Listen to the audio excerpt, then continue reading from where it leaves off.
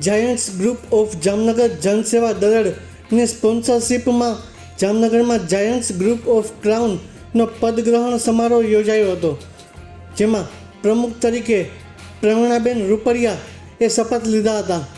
આ સમારોહમાં મુખ્ય મહેમાન તરીકે જામનગર શહેર ભાજપ પ્રમુખ બીનાબેન કોઠારી ઉપસ્થિત રહ્યા હતા.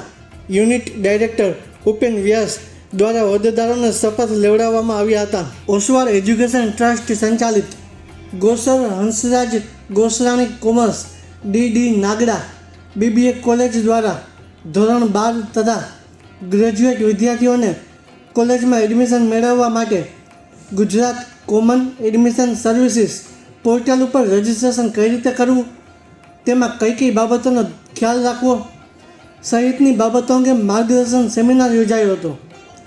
આ માર્ગદર્શન સેમિનારમાં જામનગર તથા દ્વારકા જિલ્લામાંથી 250 જેટલા વિદ્યાર્થીઓ તથા વાલીઓ ઉપસ્થિત રહ્યા હતા. સેમિનારને સફળ બનાવવા માટે વાઇસ પ્રિન્સિપાલ સેન્ડ્રા મોસ તથા ડાયરેક્ટર ડૉક્ટર સ્નેહલ કોટક પલાણ તથા ટીમે જહેમત ઉઠાવી હતી. કામદાર રાજ્ય વીમા જનરલ હોસ્પિટલ જામનગરમાં જીજી હોસ્પિટલ બ્લડ બેંકના સહયોગથી રક્તદાન કેમ્પ યોજાયો હતો, જેમાં પૂર્વ આરોગ્ય મંત્રી ડૉક્ટર દિનેશભાઈ પરમાર, કોર્પોરેટર કેતનભાઈ ગોસરાણી સહિતના અગ્રણીઓ ઉપસ્થિત રહ્યા હતા.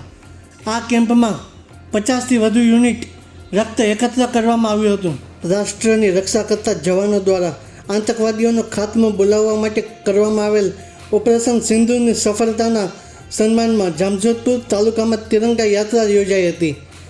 આ તિરંગા યાત્રામાં હાલના સાંસદ પૂનમબેન માડમ, પૂર્વ મંત્રી ચીમનભાઈ સાપરિયા સહિતના અગ્રણીઓ ઉપસ્થિત રહ્યા હતા.